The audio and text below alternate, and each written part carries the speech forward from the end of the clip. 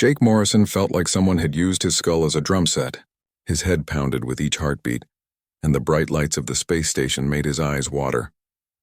He sat at his desk in the communications room, trying very hard not to move too much. Last night had been crazy. His best friend Danny was getting married next month, and the bachelor party had gone way too long. The coffee in his mug had gone cold hours ago, but Jake was afraid to get up and get more. Moving made everything worse. He wore his standard blue uniform, though it felt too tight around his neck this morning. The name tag on his chest read, Morrison J., and below that, communications officer. Right now he wished he had called in sick. The space station hummed quietly around him. Through the big windows he could see Earth's moon rotating slowly below them. The New Frontier was humanity's biggest space station, home to over 10,000 people. Most of them were probably feeling better than Jake right now. A loud beeping sound made Jake wince. The main communication panel was flashing red. Someone was trying to contact the station. Jake looked at the clock on his screen. It was 800 hours, right at the start of his shift. The night officer had already left. Jake was alone in the communications room. The beeping got louder. Jake pressed his palms against his temples and groaned. The sound felt like needles in his brain. He reached over and pressed the accept button. The main screen flickered to life. What Jake saw made him forget about his hangover for a moment. A massive alien face filled the screen. The creature had dark green skin, yellow eyes, and sharp teeth. Its head was shaped like a snake's, but bigger. Much bigger. Strange symbols appeared at the bottom of the screen, then changed to English words. "Greetings, humans of the third planet," the alien said. Its voice was deep and rough like gravel in a metal drum. "I am Commander Thess of the Zephyrian Empire. We come with an official challenge." Jake blinked hard, trying to focus. This was not good. The Zephyrians were bad news. Everyone in the military knew about them. They controlled dozens of star systems and had never lost a war. They believed that fighting was the most important thing in life. Honor and combat meant everything to them. The alien continued talking. "For too long, your species has expanded into space without proving your worth. You take planets and build stations, but you have not faced the test of true warriors. This ends now." Jake's head was still pounding, but he knew he had to pay attention. This sounded like a declaration of war. He reached for his communication device to call Colonel Hayes, but the alien kept talking. "We challenge humanity to send your greatest warrior to face our champion in single combat. If your warrior wins, we will leave your territory in peace. If our champion wins, your species will bow before the Zephyrian Empire. You will become our servants." The alien's yellow eyes seemed to stare right through the screen at Jake. "Our champion is Kethavar the Undefeated. He has won over 300 duels. He has never known defeat. He is the strongest warrior in our empire." Jake tried to think. This was way above his pay grade. He was just a communications officer. He needed to get someone important on the line. The colonel, or maybe even General Brooks. But his head hurt so much, and the alien was still talking in that loud, rough voice. "You have one Earth day to accept this challenge and name your champion. If you refuse, we will consider it an act of cowardice. Our fleets will come for your worlds. There will be no mercy for cowards." The alien leaned closer to the camera. "Choose your warrior well, humans. Kethavar has killed champions from 12 different species. Your warrior will die with honor or live as a slave.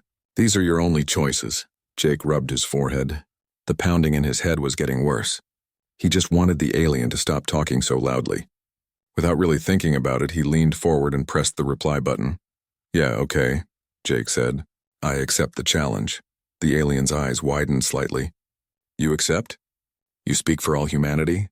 Jake nodded, then immediately regretted it as pain shot through his skull. "Sure, whatever. I'll fight your guy." There was a long pause. The alien looked confused. "You are humanity's greatest warrior?" Jake looked down at his uniform. He was definitely not humanity's greatest warrior. He was barely humanity's most awake communications officer right now. But the alien was waiting for an answer, and Jake's head hurt too much to think of a better response. "That's me," Jake said. "Jake Morrison, your worst nightmare." The alien's confusion deepened. "You do not look like much of a warrior, human." "Yeah, well, looks can be deceiving," Jake replied. He was starting to feel annoyed. This alien was being rude, and the loud talking was making his hangover worse. "Are we going to do this thing or what?" "I've got other stuff to do." Commander Thess was quiet for a moment. Then his expression changed to what might have been disgust. Very well. If this is how humanity chooses to face death, so be it. The duel will take place in 3 Earth days on the neutral moon of Epsilon 7. Bring whatever weapons you wish. HFY will be ready. The screen went black. Jake sat back in his chair and closed his eyes. The room was quiet again, which was nice. His head still hurt, but at least the alien had stopped yelling. It took about 30 seconds for Jake to realize what he had just done. His eyes snapped open. He had just agreed to fight an alien champion in single combat. Not only that, but he had done it on behalf of all humanity. If he lost, everyone on Earth would become slaves. Jake reached for his communication device with shaking hands. He needed to call Colonel Hayes right now. This was bad. This was very, very bad. But first, he really needed some more coffee. And maybe something for his headache. Fighting an undefeated alien warrior was going to be hard enough without feeling like he was dying. Outside the window, Earth's moon continued its slow rotation, unaware that the fate of humanity had just been decided by a hungover soldier who really should have called in sick. Colonel Lisa Hayes stared at Jake Morrison like he had grown a second head. Her office was small but tidy, with pictures of her family on the desk and military awards on the walls. Jake sat in the chair across from her, still looking pale and tired from his hangover. Let me understand this correctly, Colonel Hayes said slowly. You accepted a challenge to single combat, on behalf of all humanity, while you were hungover. Jake shifted uncomfortably in his chair. Yes, ma'am. That's about right. The colonel closed her eyes and took a deep breath. She was a small woman with short brown hair and sharp green eyes. Everyone on the station respected her, and most people were a little afraid of her too. Right now, she looked like she wanted to throw Jake out the nearest airlock. Morrison, do you have any idea what you've done? I'm starting to get the picture, ma'am. Colonel Hayes stood up and walked to the window. Outside, supply ships moved between the station and the moon base below. Everything looked normal and peaceful. It would not stay that way for long. The Zephyrians have never lost a war, she said. Their whole culture is based on fighting and honor. When they challenge someone to combat, they mean it. There's no backing out. Jake nodded, which made his head hurt again. I tried to explain that I made a mistake, ma'am. I called them back an hour ago. They said the challenge was accepted according to their laws. No changes allowed. The colonel turned back to face him. And if you lose this fight? Everyone on Earth becomes their slaves, that's right. 3 billion people, Morrison, all depending on you. She sat back down at her desk. Tell me, what makes you think you can beat their champion? Jake was quiet for a long moment. The truth was, he had no idea if he could win. He was a decent soldier, but nothing special. He could shoot straight and follow orders. He stayed in good shape and knew basic hand-to-hand combat. But he was not a hero from the movies. I don't know if I can beat him, ma'am, Jake said honestly. But somebody has to try. Colonel Hayes looked at him with something that might have been respect. At least you're honest. Most people would be making big speeches about honor and duty right now. I'm not most people, ma'am. I'm just a guy who screwed up really badly. The colonel picked up a data pad from her desk. I've been reading about their champion. HFY the undefeated. 8 feet tall, over 400 pounds of muscle. He's been fighting since he was a child. Bio-enhanced reflexes, reinforced bones, the works. Jake felt his stomach drop. How many fights has he won? Over 300. He's never lost. Not once. She set down the datapad. He's killed champions from 12 different alien species. Some of them were a lot bigger and stronger than humans. Well, Jake said, trying to sound more confident than he felt. Maybe I'll be lucky number 13. This isn't a joke, Morrison. I know that, ma'am. Believe me, I know. Jake leaned forward in his chair. What do I need to do to get ready? Colonel Hayes was quiet for a moment, thinking. I've contacted command. They're sending some specialists to help train you. Combat experts, weapons instructors, that sort of thing. But Jake, we only have 3 days. 3 days to turn me into a super soldier? 3 days to give you a fighting chance. She looked at him seriously. I won't lie to you. The odds are not good, but maybe we can find some way to give you an edge. Jake nodded. When do we start? Right now. Report to Training Base 7, and Morrison, get some food and water in you first. You look terrible. Jake stood up to leave, then stopped. Ma'am, what happens if I just don't show up for the fight? Then their fleet shows up here instead, and 3 billion people die instead of just you. The colonel's voice was cold. But I don't think you're going to run, Morrison. You're too stubborn. Jake left the office and walked through the station's corridors. People stared at him as he passed. Word was already getting around about what had happened. Some looked at him like he was crazy. Others looked at him like he was already dead. In the cafeteria, Jake got a sandwich and some coffee. His friend Danny found him sitting at a corner table. Jake, man, what the hell? Danny sat down across from him. Everyone's talking about how you challenged some alien monster to a fight. Other way around, Jake said between bites of his sandwich. He challenged me. I just said yes. Why would you do that? Jake thought about it. Honestly?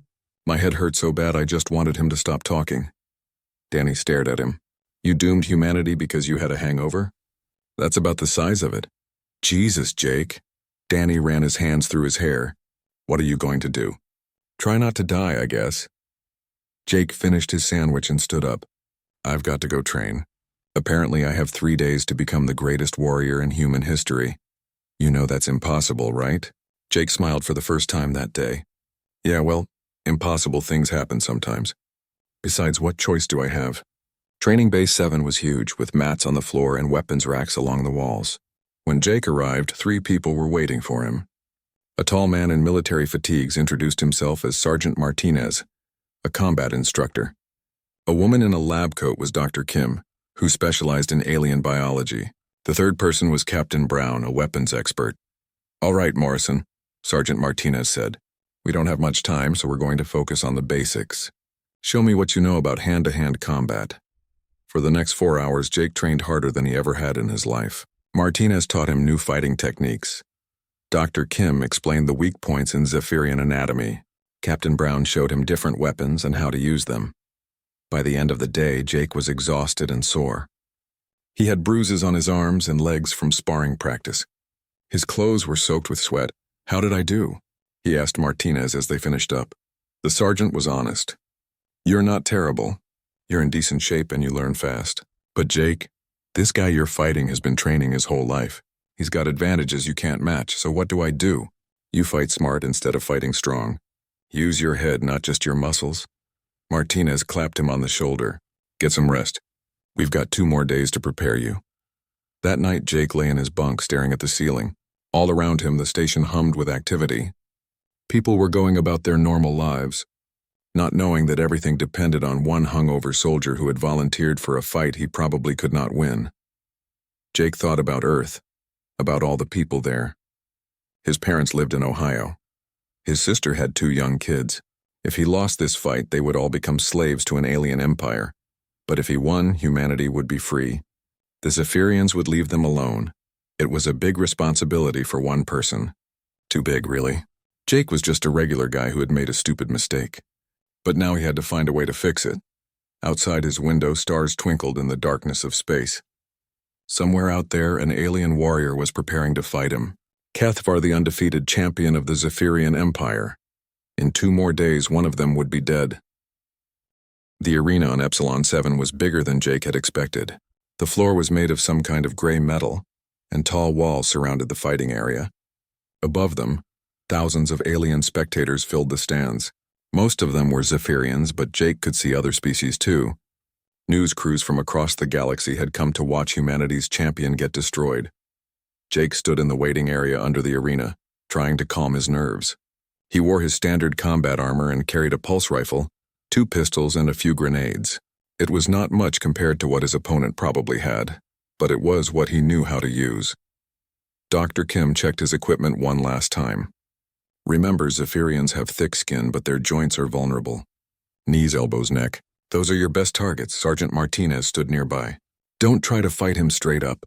You're smaller and weaker. Use the environment, stay mobile, make him chase you. And if all else fails, Captain Brown added, shoot him a lot. Jake managed a weak smile. Great advice. Really inspiring. Colonel Hayes walked over to them. She had traveled to Epsilon 7 to watch the fight, along with a small group of human observers. Most of them looked like they were attending a funeral.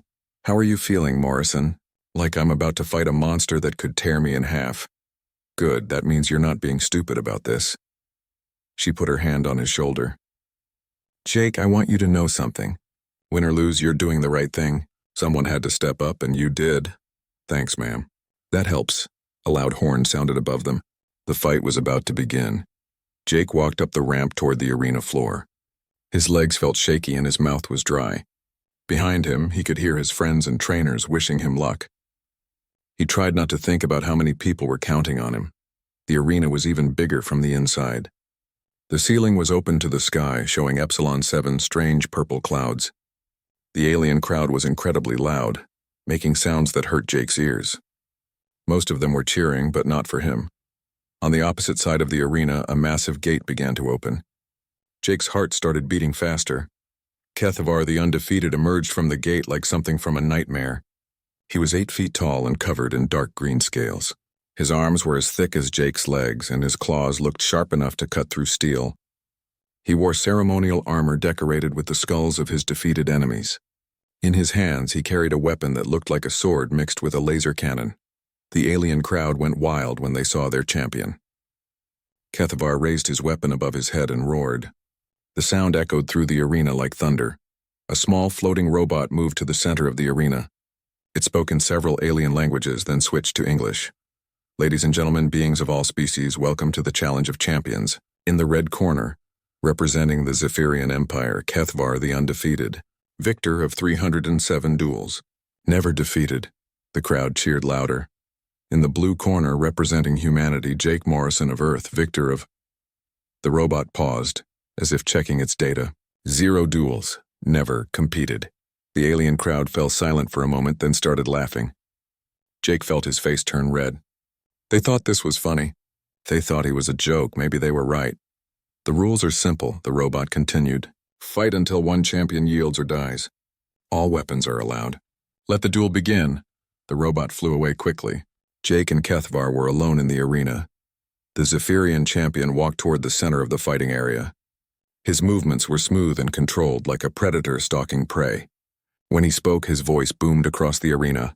I am HFY, son of Thesamor, destroyer of the weak. I have killed champions from 12 worlds. Their skulls decorate my armor. He pointed his weapon at Jake. What is your lineage, human? What great deeds have you done? Jake looked around the arena. Thousands of aliens were watching him, waiting for his answer. He thought about lying, making up some impressive background, but he was tired of pretending to be something he was not. I'm Jake Morrison from Ohio, he called back. I work in communications. Yesterday I had a really bad hangover. The alien crowd started laughing again. HFY looked confused. You mock me with jokes? No, I'm being serious. That's really who I am. HFY's confusion turned to anger. Then you will die quickly and your species will learn the price of dishonor. The alien champion charged across the arena, moving faster than Jake thought possible for something so big. His weapon glowed with energy as he raised it above his head. Jake did not try to meet the charge. Instead, he dove to his left, rolling behind one of the metal pillars that supported the arena walls. HFY's weapon slammed into the ground where Jake had been standing, leaving a smoking crater in the metal floor. The alien crowd booed. They wanted to see a proper fight, not a human running away. Jake popped out from behind the pillar and fired his pulse rifle. The energy bolts hit HFY in the chest, but his armor absorbed most of the damage. The alien warrior turned and charged again. This time Jake ran in the opposite direction, jumping over some debris and sliding under a low barrier. HFY followed him, roaring with frustration. Stand still and fight, coward. No thanks, Jake shouted back. I kinda like being alive. He fired more shots while moving, aiming for the joints that Dr. Kim had told him about. A few bolts hit HFY's knee, making the alien stumble slightly. It was not much damage, but it was something. The chase continued around the arena.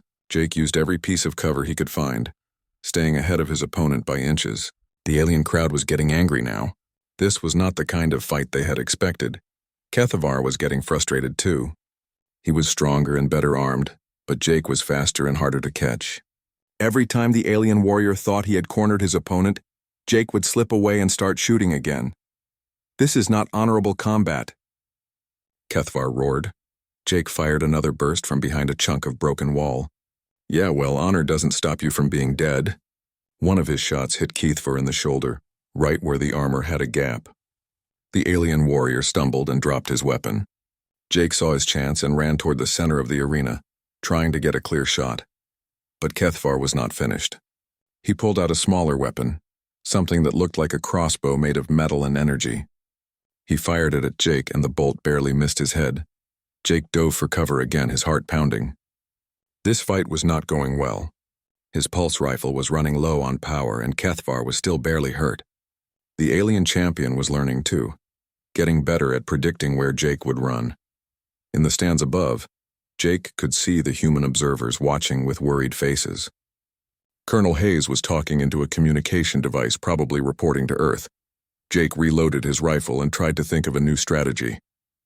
Running and shooting was working, but not fast enough. Kethvar was tough and Jake was getting tired. He needed to end this fight soon, or the alien would eventually catch him. The alien champion was walking toward his hiding spot, weapon ready. His yellow eyes scanned the area looking for any sign of movement.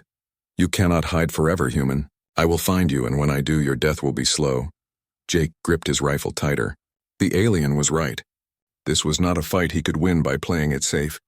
If he wanted to save humanity, he was going to have to take some big risks. Time to stop running and start fighting. Jake took a deep breath and made his decision. Running was not going to win this fight. If he wanted to beat Kethvar, he needed to do something the alien would not expect. He stood up from behind his cover and started walking toward the center of the arena. Kethvar saw him coming and smiled, showing rows of sharp teeth. "Finally, you show some courage. Now we can have a proper fight." "Sure," Jake said. "Let's do this." Kethvar raised his weapon and charged. Jake waited until the last second, then threw a handful of dirt and debris right into the alien's eyes. Kethvar stumbled, blinded and angry. Jake did not waste the opportunity. He ran straight at his opponent and slid between the alien's legs, firing his rifle upward as he passed. The energy bolts hit Kethvar in the stomach, right where his armor was thinnest. The alien roared and spun around, swinging his weapon wildly. Jake was already rolling away, but the blade caught his shoulder and tore through his armor. Pain shot down his arm and he could feel warm blood soaking his uniform. "First blood to me, human," Kethvar shouted. "You will not escape again." Jake ignored the pain and kept moving. His shoulder hurt, but he could still use his arm. That was good enough. He reached one of the damaged walls and started climbing. His boots slipped on the smooth metal, but he managed to pull himself up to a narrow ledge about 10 feet off the ground. Kethvar followed him, climbing with his claws. The alien was slower on the wall than on the ground, and Jake used that to his advantage. He fired down at his opponent, aiming for the gaps in the armor. One shot hit Kethvar in the wrist, making him lose his grip. The alien fell to the arena floor with a crash that shook the entire structure. The crowd gasped, but Kethvar was not seriously hurt. He got back to his feet and looked up at Jake with pure hatred in his yellow eyes. "Come down here and fight like a warrior." "I don't think so," Jake replied. He fired more shots, but Kethvar was ready now. The alien moved quickly, staying behind cover and making himself a harder target. Jake realized his position on the ledge was not as good as he had thought. He was trapped up there and his rifle was almost out of power. Soon he would have to come down, and when he did, Kethvar would be waiting. The alien champion seemed to understand this too. He stopped trying to climb and just waited below, his weapon ready. "You cannot stay up there forever, human. When you come down, I will be here." Jake looked around the arena, searching for options. Near the wall where he was perched, he could see some damaged equipment, power cables, broken lights, pieces of metal debris. An idea started forming in his mind. It was crazy. It was dangerous. It would probably get him killed. It was also his only chance. Jake started pulling power cables out of the wall. Sparks flew as he yanked them loose and alarms started going off. The arena's lighting flickered. "What are you doing?" Kethvar demanded from below. Jake did not answer. He was too busy working. He tied several power cables together, then attached them to one of his grenades. The weapon was designed to explode on impact, but Jake was hoping he could modify it. The alien crowd was getting restless. This was not the kind of fight they had expected. Some of them started booing and throwing things into the arena. Jake attached more cables to his makeshift device, then connected them to a broken power conduit. Electricity arced between the wires and the smell of burning metal filled the air. "This is madness," Kethvar roared. "Fight with honor." "Honor's great," Jake called back. "But winning is better." He finished his work and looked down at the alien champion. Kethvar was standing directly below him, weapon raised. This was going to be close. Jake jumped. He fell toward Kethvar, holding his improvised explosive device. The alien swung his weapon, but Jake twisted in midair and grabbed onto the alien's armor. They both crashed to the ground in a tangle of limbs and weapons.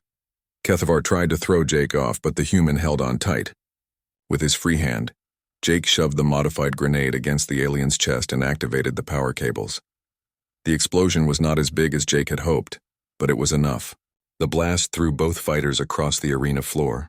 Jake's ears were ringing and his whole body felt like it had been hit by a truck. But he was alive. Kethavar was not in good shape. The explosion had cracked his armor and left burns across his chest. He was moving slowly, struggling to get back to his feet. Jake forced himself to stand up. His rifle was broken and one of his pistols was missing. He drew his remaining sidearm and pointed it at the alien champion. "Stay down," he said. Kethavar looked up at him. There was something different in the alien's eyes now. Not hatred, but surprise, maybe even respect. "You fight like no warrior I have ever faced," Kethavar said. "Without honor, without rules. Like a desperate animal. Yeah, well, desperate animals are hard to kill." The alien tried to reach for his weapon, but Jake fired a warning shot that hit the ground near his hand. "I said stay down." "You would shoot an unarmed opponent?" Jake thought about it. "If it means saving 3 billion people? Yeah, I would." Kethavar stared at him for a long moment. Then, to Jake's surprise, the alien started laughing. It was a deep rumbling sound that echoed through the arena. "What's so funny? We chose our greatest warrior," Kethavar said. "The best of our entire empire. Trained from birth, enhanced, undefeated." He gestured toward Jake. "You sent a communications officer with a hangover. Your point? And he is winning." The alien crowd had gone completely silent. They were staring at the scene in the arena like they could not believe what they were seeing. Kethavar tried to stand again, but his injuries were too severe. He fell back to his knees, breathing heavily. "I yield," he said quietly. Jake blinked. "What?" "I yield," Kethavar repeated, louder this time. "You have defeated me, Jake Morrison of Ohio. I am no longer undefeated." The floating robot that had introduced the fight came back to the center of the arena. It seemed as confused as everyone else. "Ladies and gentlemen, we have a surprising result. Kethavar the undefeated has yielded. The victory goes to Jake Morrison of Earth." The human observers in the stands started cheering, but their voices were lost in the stunned silence of thousands of aliens. This was not supposed to happen. Their greatest champion had just lost to a nobody from a species they considered weak. Jake lowered his pistol and walked over to Kethavar. The alien champion was still kneeling on the arena floor, breathing hard. "Why did you yield?" Jake asked. "You could have kept fighting." Kethavar looked up at him. "Because I finally understand something about your species. We thought you were weak because you do not follow our codes of honor, but you have a different kind of strength." "What kind?" "The strength of someone who refuses to give up, no matter how bad things get. The strength to do whatever it takes to survive." Kethavar managed to stand up, though he was clearly in pain. "That is more dangerous than any weapon." Jake helped steady the alien warrior. His enemy had become something like an ally, at least for the moment. "So what happens now?" Jake asked. Kethavar looked around the silent arena, then back at Jake. "Now, my people learn to be afraid of humans, and perhaps that is not a bad thing." The medical team rushed onto the arena floor as soon as the fight ended. Jake sat on a metal crate while a doctor worked on the cut in his shoulder. It was not too deep, but it needed stitches. His whole body ached from the explosion, and his ears were still ringing. "You're lucky," the doctor said as she cleaned the wound. "A few inches lower and that blade would have hit something important." Jake watched as another medical team helped Kethavar off the arena floor. The alien champion was badly hurt, but he would live. Before the medics took him away, he looked back at Jake and nodded once. It was a gesture of respect. Colonel Hayes walked over to where Jake was sitting. She looked like she had just seen a ghost. "I can't believe you actually won," she said. "Neither can I," Jake replied honestly. "I thought I was going to die in the first 5 minutes. The whole galaxy thought so too. The news networks are going crazy. No one knows what to make of this." Jake looked up at the alien spectators who were slowly leaving their seats. Most of them looked shocked. A few seemed angry. But many looked scared, and that worried Jake more than anything else. "Are they going to honor the agreement?" he asked. "They have to. It's part of their honor code." "But Jake, I think you've started something bigger than just winning a fight." Before Jake could ask what she meant, Commander Thess appeared at the entrance to the arena. The Zephyrian leader looked older than he had on the communication screen, and there was something different in his yellow eyes. Not anger, but uncertainty. Human Morrison, Commander Thess said as he approached. I must speak with you. Jake stood up, wincing as his shoulder protested. What do you want to talk about? The terms of our agreement. Your victory means that the Zephyrian Empire will withdraw from human territory. We will not attack your worlds or make you our servants. Good. That was the deal. Commander Thess was quiet for a moment, studying Jake's face. But I must ask you something. Are you truly representative of your species?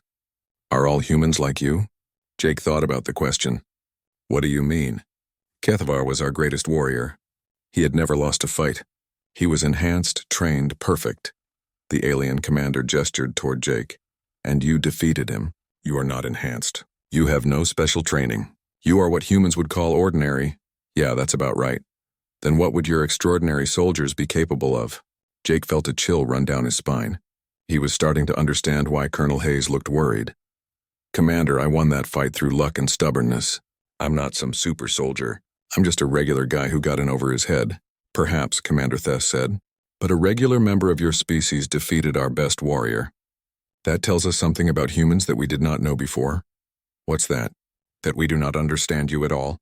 And what we do not understand, we must fear. Commander Thess turned to leave, then stopped.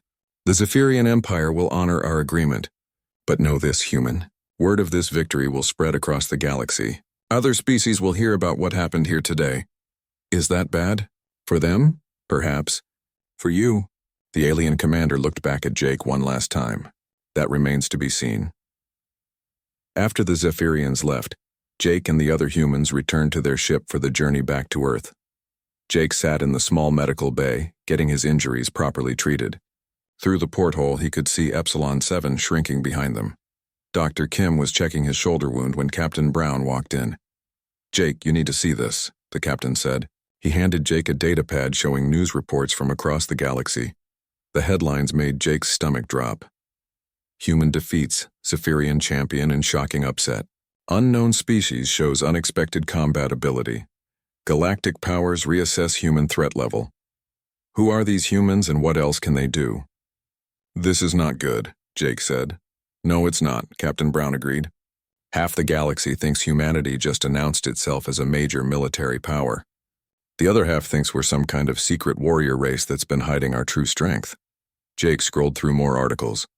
Military analysts from dozens of species were trying to figure out how an ordinary human had defeated Kethvar. Some thought Jake was lying about being a regular soldier. Others believed that if regular humans were this dangerous, then human special forces must be unstoppable. What are we going to do? Jake asked. That's above my pay grade, Captain Brown said. But I suspect life is about to get very complicated for humanity.